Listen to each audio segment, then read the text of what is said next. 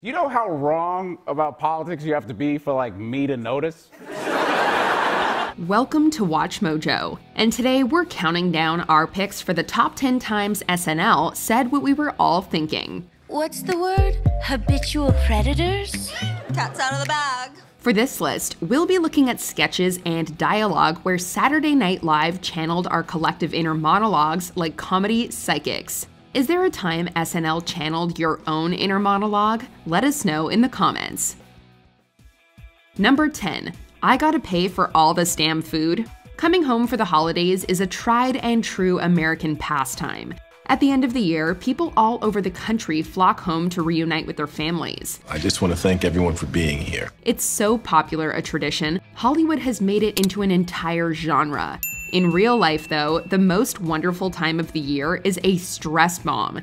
In this 2019 sketch, Eddie Murphy shows how harrowing the season can be. I am pushing so. Next channel, Des, not but channel is a soul. No, I showed you this yesterday. Holiday joy is often a thin veneer hiding anxiety over money and family drama. Hey, Ma, do you have any? No! Whatever it is, no! Traveling, spending money, cooking big meals, these are all massive stressors.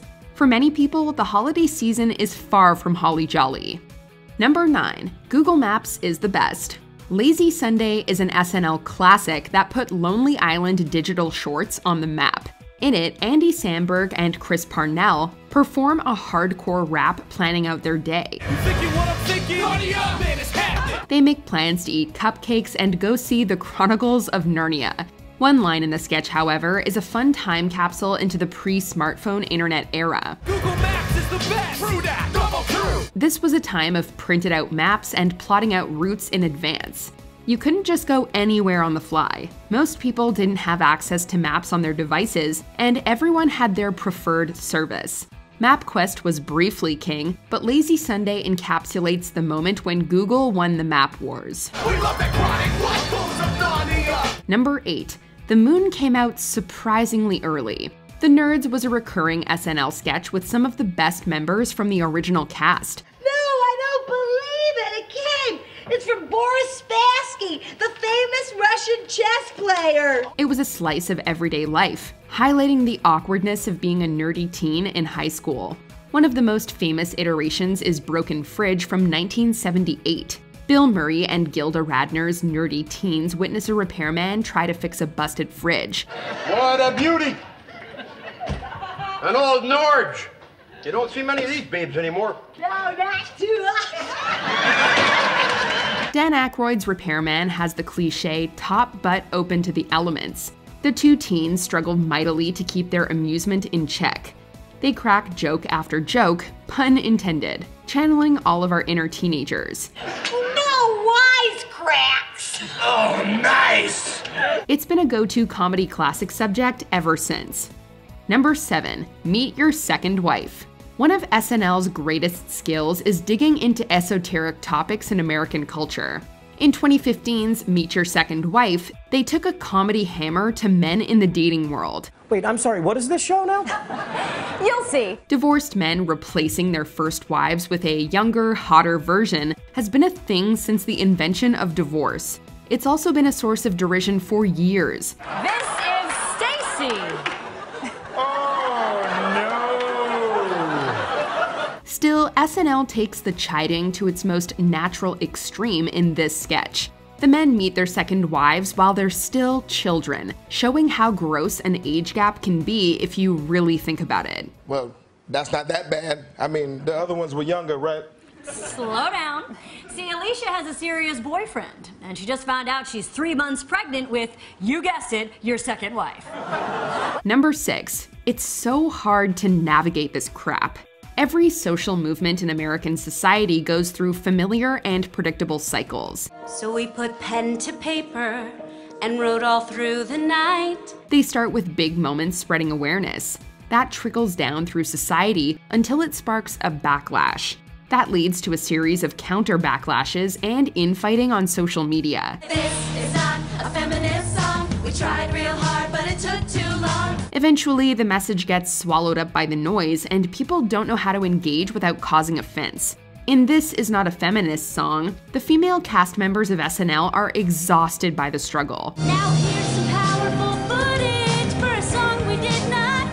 they try to navigate the nuances of creating a feminist anthem without offending anyone. This is not a feminist song, we're just women singing a song. It's so difficult, though, that they end up with a song that says very little. Number 5, Nevermind. Gilda Radner was one of the best cast members in the history of Saturday Night Live. Now, why don't parents want their children to see violins on television? She was incredibly skilled at finding one silly thing about everyday life and taking it to a hilarious extreme. One of her classic SNL characters was Emily Latella, everyone's elderly grandparent who is hard of hearing. Every time Emily appeared, she'd mishear a single word and go on a ridiculous rant. Imagine busting school children. The food in jail isn't good, and even though they get bread, I don't believe they can get toast.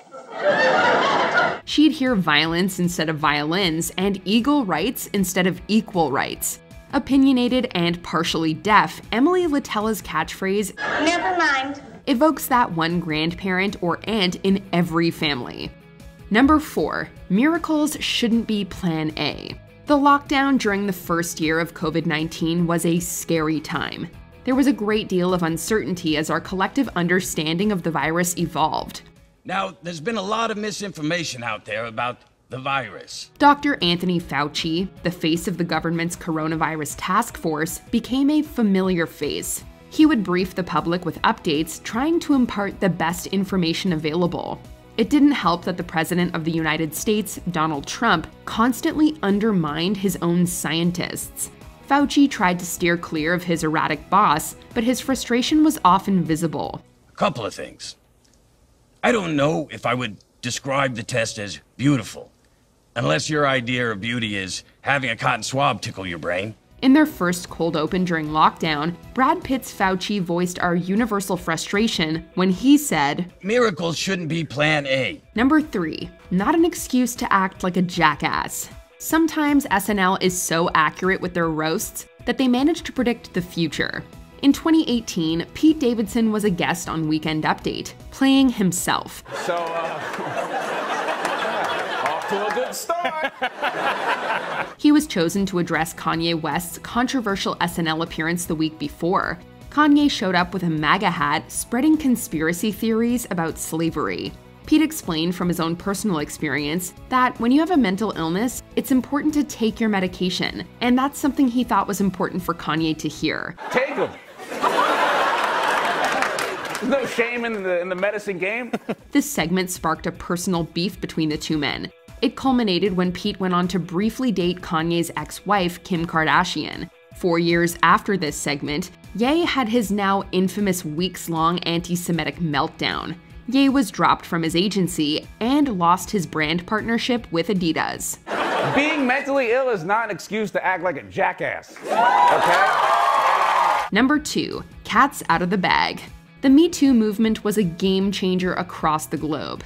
People everywhere, but especially women, told the truth about the harassment and assaults they constantly face. All these big, cool, powerful guys are turning out to be, what's the word? Habitual predators? What was new about Me Too is that, in some ways, men started really listening for the first time.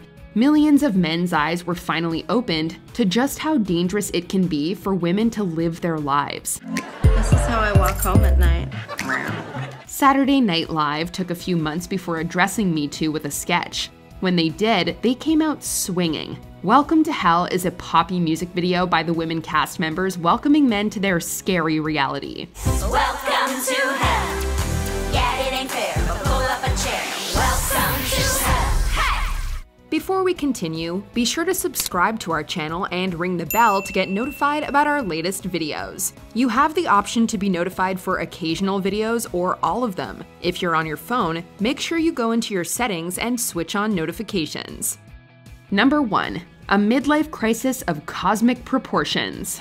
Throughout all of human history, there has been one immutable, inexorable truth. The uber-rich are extra. Hell yes! The world is filled with gilded palaces, exotic animal menageries, obscene jewels, and impressive art collections. In 2021, the ultra-wealthy took things to the final frontier: space. I'd recognize that purple mood lighting anywhere. Richard Branson, you maniac!